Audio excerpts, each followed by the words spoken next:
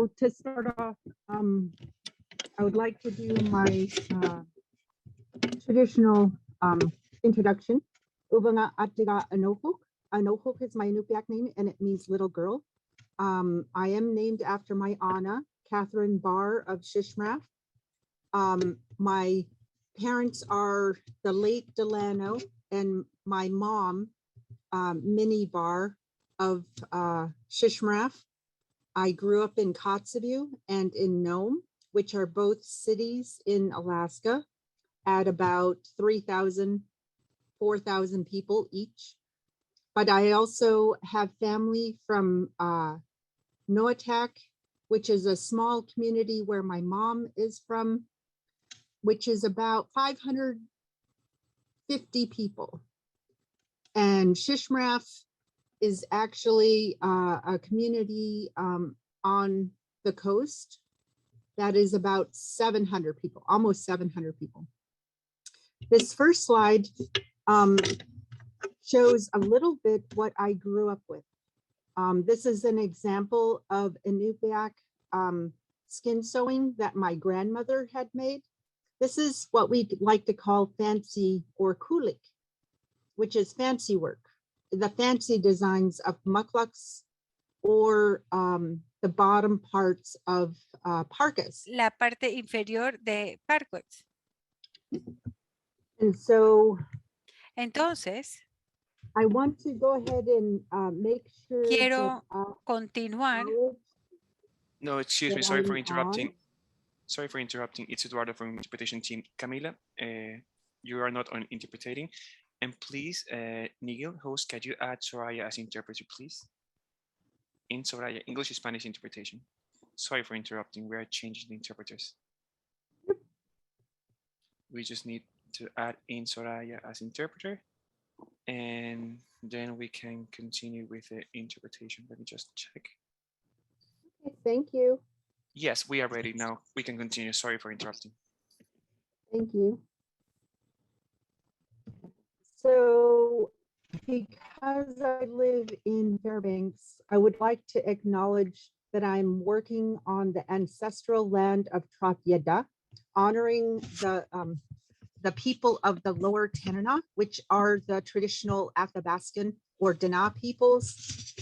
That I also acknowledge that these lands on which we do our work here or live are the unceded ancestral lands of the Dana people who stewarded these lands for thousands of years and continue to steward these lands. I thank you and respect your enduring relationship to your homelands, wherever you may be.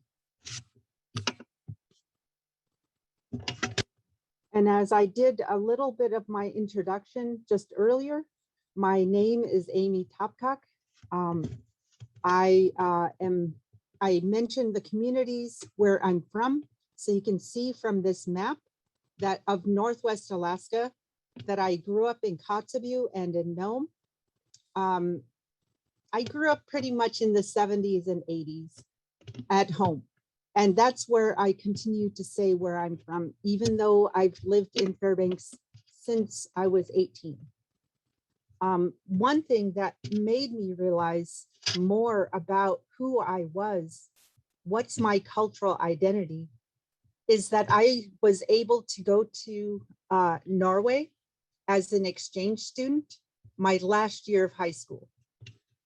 When that happened, I realized that, you know, when I was growing up, I was just a girl. That's all I knew. I knew I was Inupiaq. I knew I was Native. I knew I was Alaska Native. But I didn't consider it valuable until I was completely removed from it.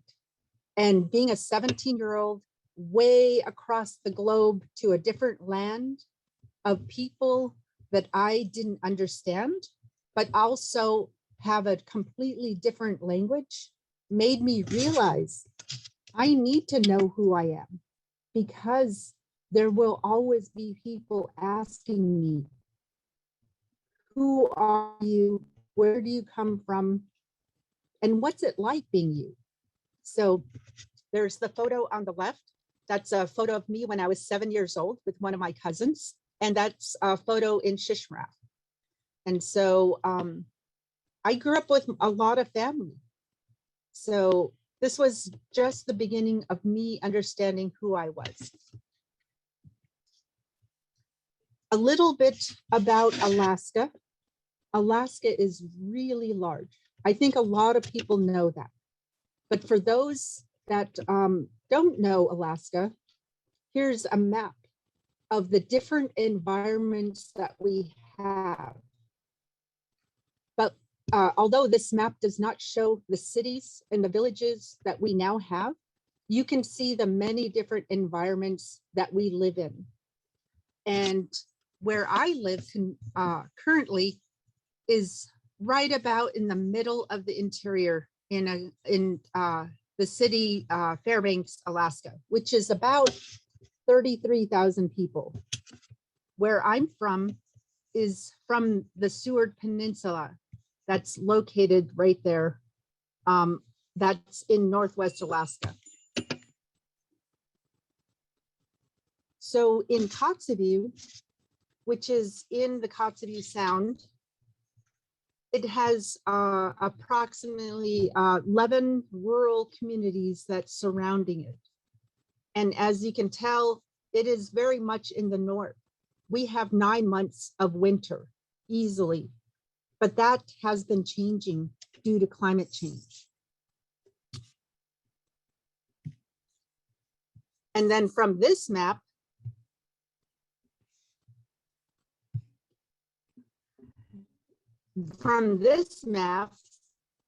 you can see that this is also representing approximately the 23 different Alaska Native peoples in Alaska, the indigenous population. So I'm from the Inupiaq region, which is the far north and northwest Alaska, but I live here where the red colors are, that it's in the upper Tanana section, which is representing what's commonly known as Athabaskan, but also the Dana people, who are actually related to many other peoples in Canada. You can see from the smaller map inset, and then also with the Navajo people and a few other groups in Northern California and Oregon. So there's many different kinds of people that live here that actually, when people are asking who lives you, are you Eskimo? We don't like using the word Eskimo. That is a name that is put upon us by the colonizers.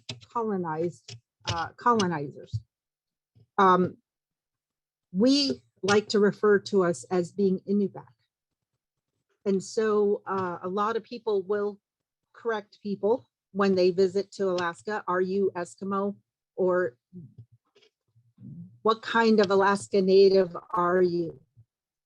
And so from just looking at us, we look like a lot of other indigenous groups from across the world, but we very much identify with our culture.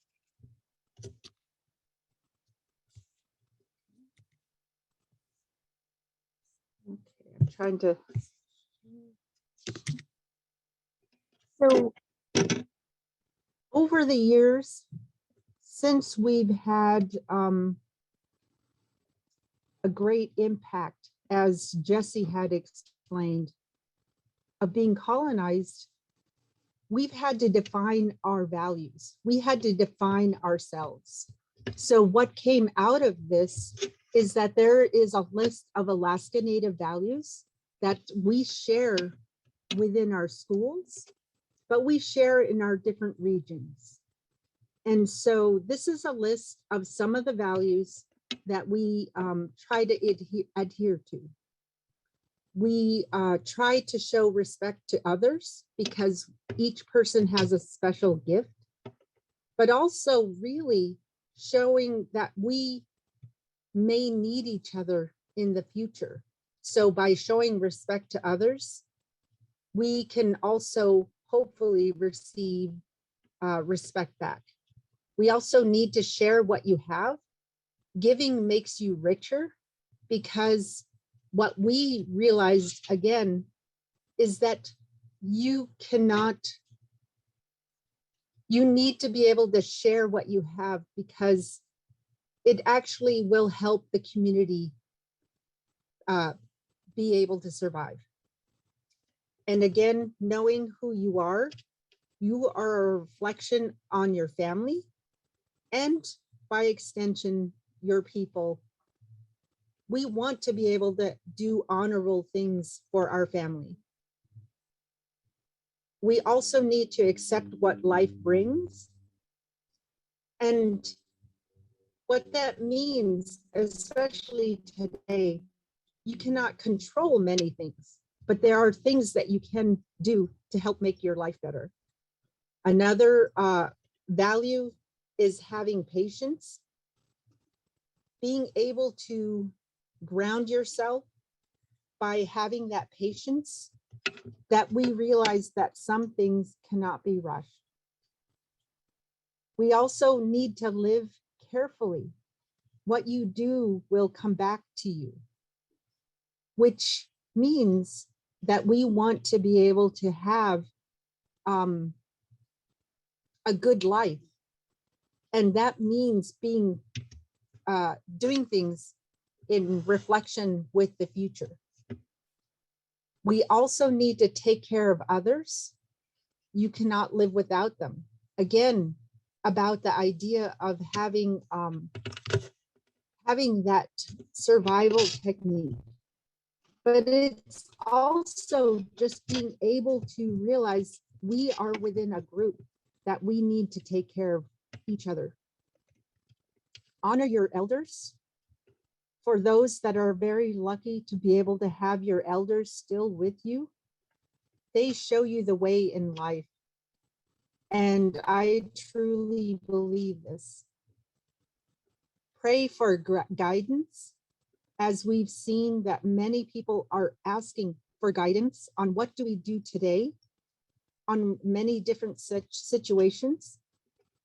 Even though many things are not known, that being able to pray for guidance is so valuable, because sometimes things will come to us when we least expect it. See the connections, that all things are related. And I have definitely witnessed this during this conference.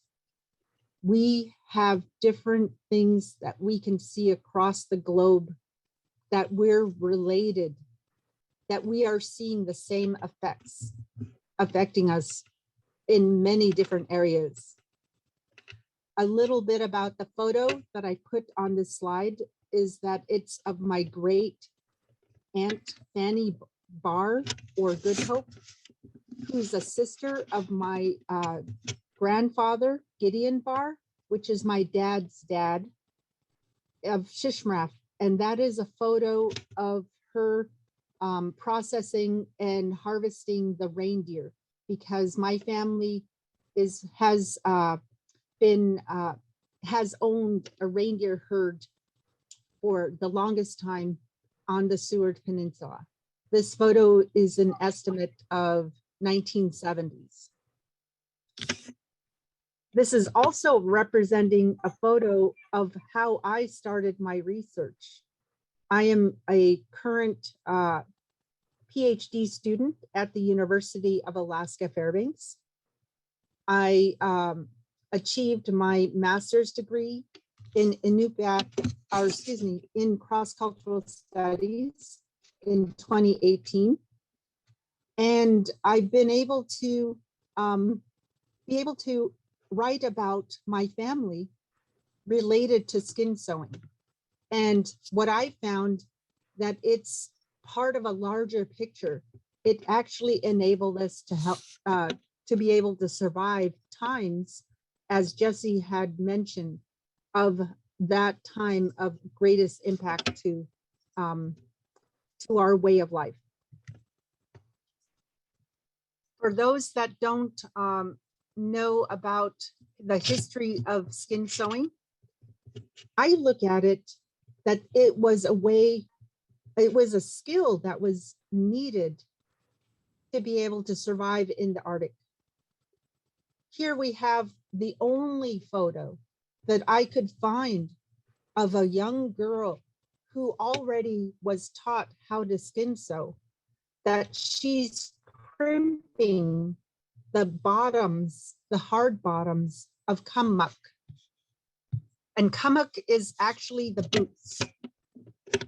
So just being able to have those boots ready and new again every year, it would mean that we constantly have to work with what we have. We were already seeing fabric and different materials come up to Alaska in the late 1800s and well into the 1900s. And so I just wanted to share that this photo came from 1952. So even as a black and white photo, you can see the impact of how we've embraced new material.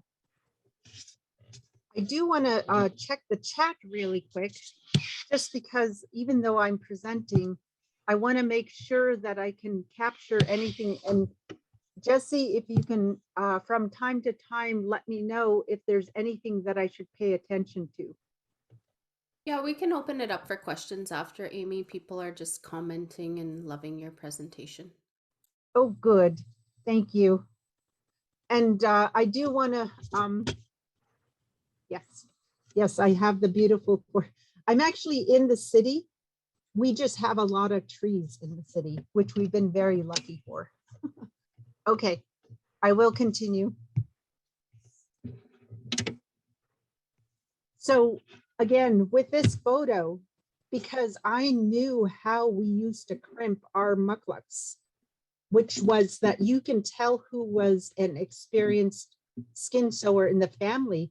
It was the women with the shortest teeth, because they would often have to make new mukluks every year because they would get worn out. And we needed them because, like I mentioned, there's 9 months of winter usually, or sometimes longer if it was a really cold year long time ago. Okay.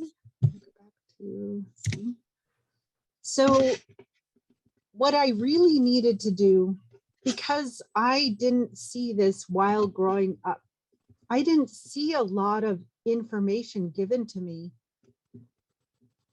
as a young girl about Inupiaq skin sewing. I just only experienced it with my mother being a skin sewer, often making sealskin mukluks or sealskin slippers or dolls or mittens, because we used them, but also for sale to other people. Here's a photo of the reindeer herding families. Like I mentioned, once I started to look for information, I found these rich and inspiring photos of people, my people. And it enabled me to understand what kinds of things we were capable of even long ago.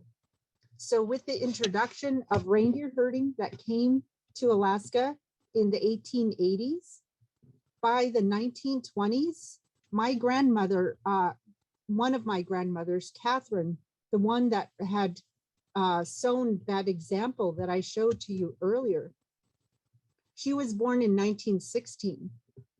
This is the life that she grew up in, being in a reindeer herding family. She grew up with these designs. Being able to create designs had a function in our way of life. From afar, you can tell whose family you are part of by looking at the designs.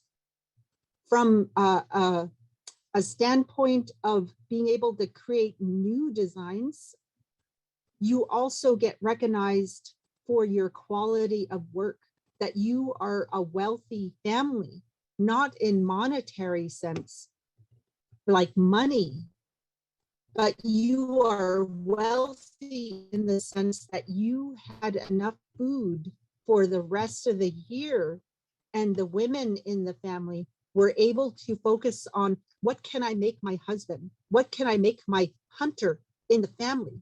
May it be a son or someone else that they value, they needed, so that they can wear fine clothing when they went to the reindeer trading fairs that happen once a year. I do want to note the black and white large pieces of skins that are used in this these parkies here are also made of calf skin. If it's not made from the reindeer, you can see the reindeer has a very thick fur. It's not really an appropriate skin to use because it's brittle. The hair itself is brittle. So what they're actually wearing is an introduced skin from the lower 48 or the lower 48 states. Because what was happening in the 1800s in lower 48 is that there were cowboys and Indians, right? So cowboys, or the westward expansion, where people were starting to colonize westward into California from the east. And when they did that, they needed cattle. They needed to set up ranches or farms where they started having more livestock. So these skins that were brought to Alaska were actually introduced calf skins. So being out of cowhide or calves, because they were already processing them in the lower 48. That's what that coloring is. And even today, it is a valued skin because it's easier to sew with. And it could be a large skin. But you can see some of the different patterns that you can have. I do want to note in the middle of the person that is wearing a darker fur, that is traditional caribou hide skin fur. And so that is why it's all dark. And then you'll notice on the sides of the hood that there are two, looks like spikes, but those represent the walrus tusks. And what it was, as a hunter and as a family, if you're on the ice and you're around walrus cannot see very well. So if they saw somebody or something big moving on the ice, in order to not scare them, they would see the tusks and then they would think it was another walrus. So they wouldn't be as scared. But it's also a design that honors the walrus, because the walrus is so important to our way of life in the ocean. It provides food. It provides the skins that we need, because there's different parts of the walrus we use for many everyday items. But also it provided ivory. That's what those are, is the ivory pieces that we use in a lot of tools and often now in jewelry today. So I will go next. So this next slide is about being able to see what kind of celebrations that we held a long time ago.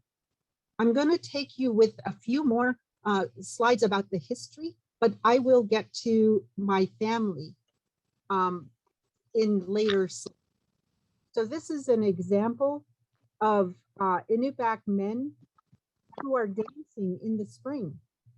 There were celebrations for all kinds of things, but also just celebrating that we now have more light.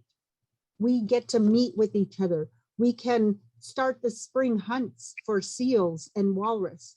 We can go berry picking later in the summer. we get to gather the food that we need every year. But from this, you can see the, this is a photo from about 1916, or not, excuse me, 1915, as a festival outside, with them not having to wear a fancy parka or parka. It's already warm out and there's no snow or very little snow on the ground. But you can see the designs of different muklaks, how they started to emerge as being able to be fancy. Whereas other muklaks, you can see with the man on the left, has more common muklaks, because not everybody could afford fancy muklaks. I wanted to be able to look at that in my people's history. But you can see also by 1915, a lot of European made clothing had made it up to Alaska, and it was much more common to wear. And you can see that by the hats that they wore and by the often leather shoes and different pants and dresses that they wore. So we were already getting goods and adopting those goods in Alaska, at least by 1900. I also want to bring up the sense that we can look to ourselves as having that knowledge about different things in our culture that we can share with others. Just want to make sure. I want to be able to share this photo because this is my grandmother in the middle as a 7, 8-year-old, maybe 9 years old. I'm not quite sure, but it is a black and white photo that is shared in my family from her parents as being reindeer herding parents. This is where I feel so humbled to be able to look towards my family and see what kinds of fancy designs that they were able to afford, but also finding that pride in their cultural identity to be able to go, yes, this is what we do because this is also the proper thing we do when we know that we have enough in our family. So you can see the designs that were on my great-grandfather's parka, fancy parka. And then my great-grandmother, who's standing, she has an older style fancy parka with the U-shaped form. And that's very common to see that also all across Canada and different, few other different groups in Alaska. So I'm very much in awe of who my family was because I've been very, very lucky to be able to find photos like this, to understand my own culture and my own identity. And then this is actually who I saw growing up. That is my grandmother on the far right, sitting with 2 of her siblings. The one in the middle is my great uncle Delbert Eningowuk of Shishmaref. He's actually the youngest of the 11 children that my grandmother grew up in.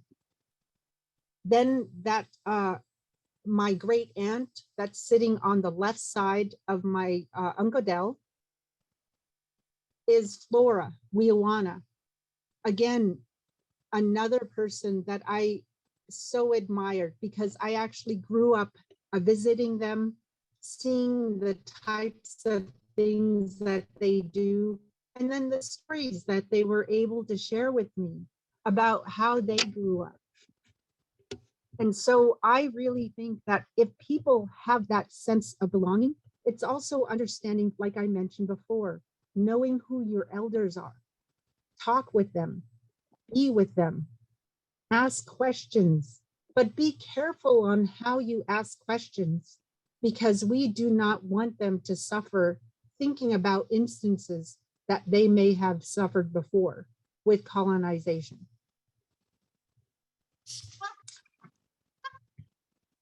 And then when I looked at more photos, I've reached out to extended family, my dad's cousins, because once I started to be curious about my own family, it was already too late to ask direct people about different things in my family, about what was it like wearing these parkas? How did you make them?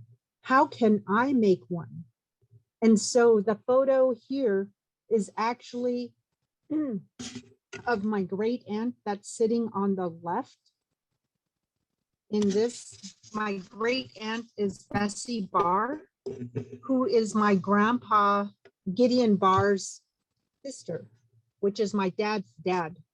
And so this is when she was younger in Kotzebue in the 1970s, late 1970s, because I think that's when color photography was also starting to be more used.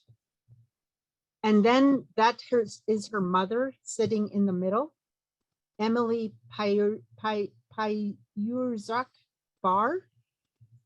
And then there's Fanny Goodhope, the one that we saw earlier in that photo of standing and doing the reindeer harvest. That's her sitting on the right. Again, I'm in awe about what's it mean to have a fancy parka? What pride did we have? What did it take to make one of these? I had so many questions. And then I got to understand by interviewing my mom and my aunt about to make one parka, it takes more than just one woman. To make one parka, it took sisters, and besides the mother helping a daughter or a grandmother helping a granddaughter, it may take several women to work on one parka because it will take more than several seasons to collect enough furs. But then it's designing the parka so it has the proper designs to be able to show other people who you are. Every one of those designs have meaning. Now, some of those meanings have been lost, especially from my area. But I do know that the tassels are wolverine skins. They're tassels of wolverine because that showcase that the hunter was skilled in that family to be able to hunt the wolverine. The wolverine is the fiercest animal in our forest, in our country. So even just to be able to hunt and successfully hunt the wolverine meant that hunter had a good relationship with nature to be able to be gifted that wolverine. So that was also a sign of wealth. And then I do want to point out the ruffs, the hood, the ruffs around the face.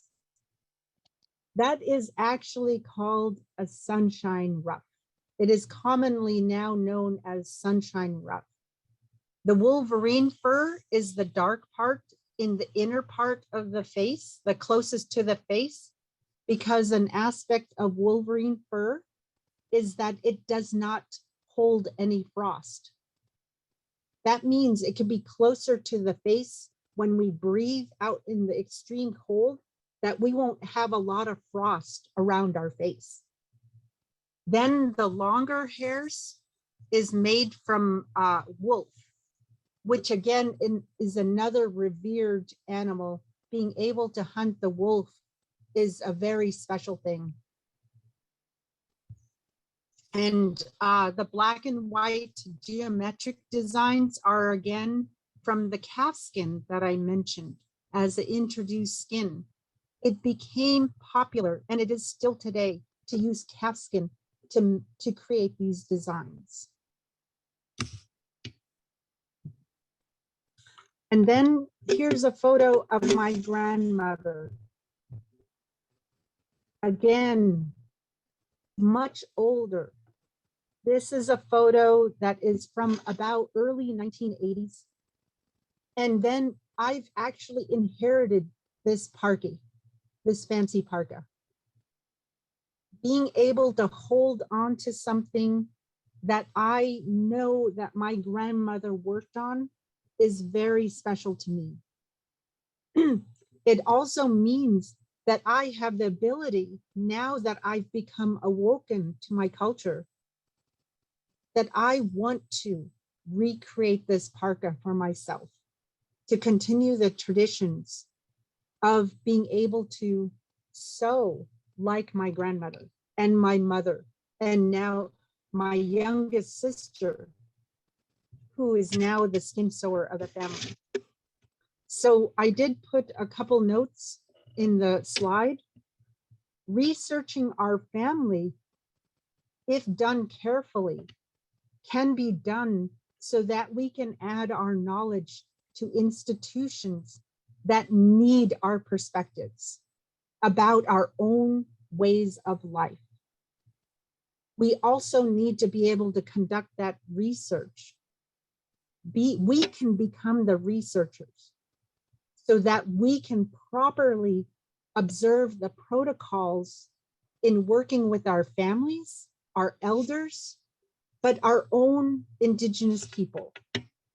We need to add more information like this because so many people are curious and want to know more about it. But often, like some sources, they may have incorrect errors in those sources. And we need to be able to find out from our own research, what's it mean to be in this way of life? For my master's research, I did use all means possible. I did put down that I use social media.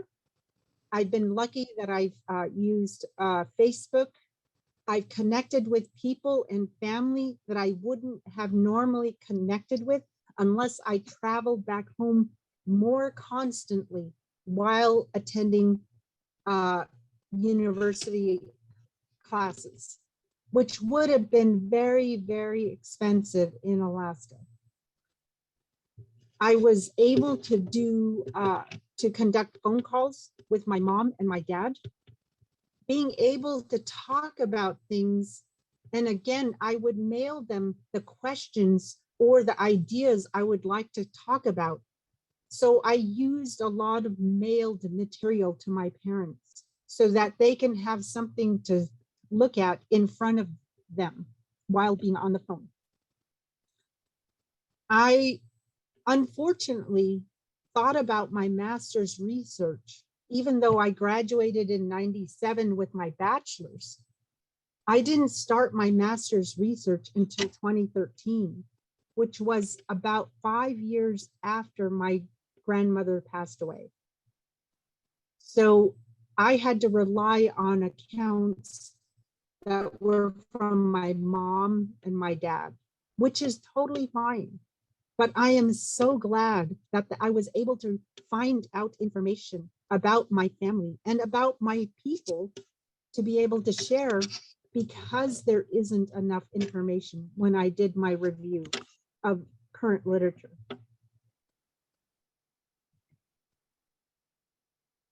And then I also did extended family. As I mentioned, my great aunt, Fanny Goodhope, again, that's the photo. It's a little bit bigger so you can see.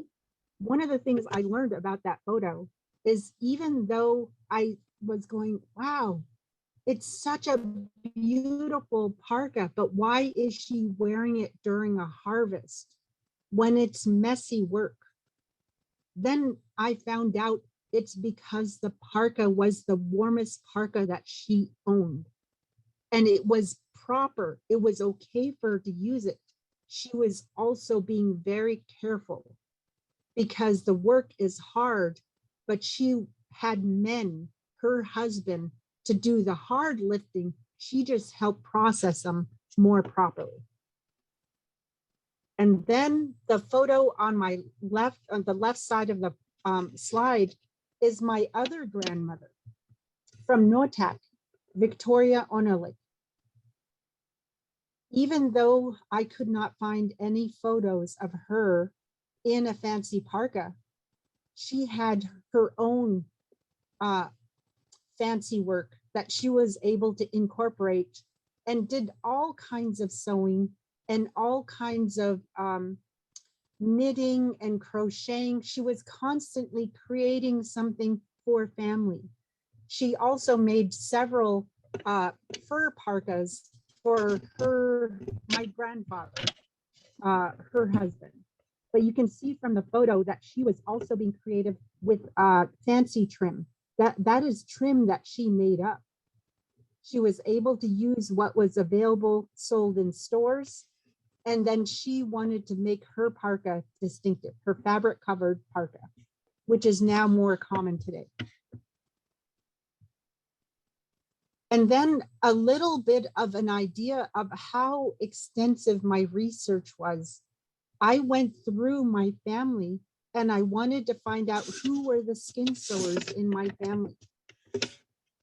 And so I made up this family tree, noting who were the skin sewers and how extensive it was for my grandmother, Katherine Barr, to be one of 11 children.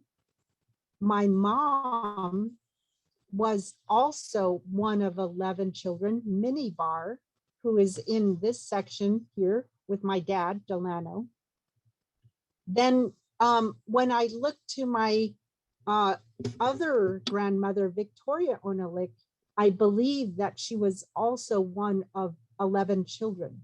When I hear these numbers, it just meant that one of the benefits of becoming colonized is that we also had vaccinations against the very diseases that were introduced to us. So when I look at my grandmothers and knowing how many children they ended up having, that meant that the survival rate of those children were higher because of being vaccinated. Unfortunately, it does not address the idea that we were colonized in the first place. We didn't have to worry so much about new diseases, but we did have to worry about famine, not having enough food, and other things that can happen in the Arctic. There were several other women that I talk about in my research. And so those in bold are the skin sewers that I was able to find out and find some information. I do want to note that I mentioned my youngest sister. I am one of 6 siblings, 6 children. And so my youngest sister incidentally became the skin sewer of the family because she picked up the needle at a young age. My mother tried to teach me how to skin sew when I was about 12, 13.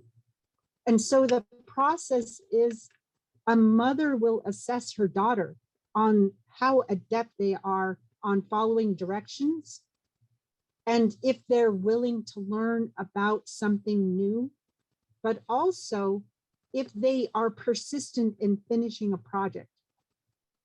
When my youngest, I already, unfortunately, with my mind being I'm a girl, but I do well in school, I was already knowing that I was going to college since 5th grade, because it was already encouraged that we need to have an education, because my parents didn't want any of us to experience how bad we were made to feel about ourselves. So getting an education would help us better in life. So, but I do want to mention again, like I said, my youngest sister is the skin sewer of the family. So this is a photo of Shishmaref, and that is in the springtime. You can see how important it is to be able to have seals. Seal skin is another skin that we greatly use. And in the photo, the the seal skin racks, the seal racks are in the middle part, and the tent that's pitched up there along the coast. You can see it's full of seal meat, because in the springtime, usually in May and June, we have to be able to get our ugruk or bearded seals for our food for the rest of the year. But also we harvest the skins to be able to make into different garments. And so here's a few of the resources that I was able to use. I was able to use Secrets of Eskimo Skin Sewing that was written by Edna Wilder. That's the book, the small book off to the right. And the other book that I found very helpful was actually written by the National Park Service, which is a US government agency. They had found on the site of Uvaŋa and was able to excavate where my grandpa had, Grandpa Gideon Barr had grew up, was able to excavate the small site where several sod houses were located outside of Shishmaref. And so they were able to do their best to record stories, especially visually, and then audio by video stories of my grandpa talking about how he remembered different things about that site, which I found very, very helpful. And then when I looked for more information, again, I was very humbly, not surprised, but very humbled to find more photos. And this is a photo that actually was used for the Wien Airlines, and being able to have that as a advertisement for people to visit Alaska. So please let me know, Jesse, if how much time do I have? You can keep going, Amy, for about 5 more minutes or so, and then we can open it up for questions. Okay, then I'll just go through these a little bit more. I do want to note the traditional way of hand measurements is in that photo. In that photo of what a proper sizing of those designs were. And then I wanted to show the back of the hood, which again has so much rich information of how to be done properly. And then here's a photo. I'll just go through these a little bit more quickly. This is a photo of my dad's mucklucks. Of course, they are worn. You can see the bottoms, but they are all white. Those are called reindeer legging mucklucks. To find reindeers that is completely white is very hard. So my grandmother made my dad that pair of mucklucks because she wanted to honor him and being able to have those designs on his mucklucks. And then I just wanted to share, this is my sister. She has worked hard to be able to continue the skin sewing traditions. And this is her work. That's actually a pair of mucklucks that she made for me so I can wear them in my Inupiaq dancing. And then there is a pair of mucklucks that my husband was gifted by my mom, who she made him when we started our dance group.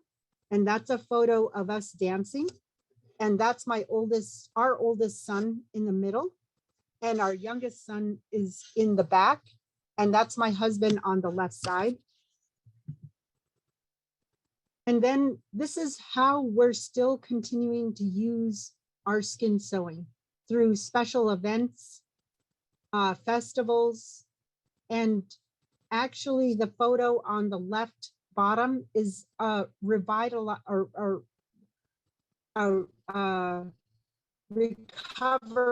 ceremony that we welcome back the sun on December 21st. And we've been able to sing the sun back in at about 12 a.m. because we get so little light in the winter until it becomes winter solstice again. And then I just want to end with this. This is a photo of our dance group.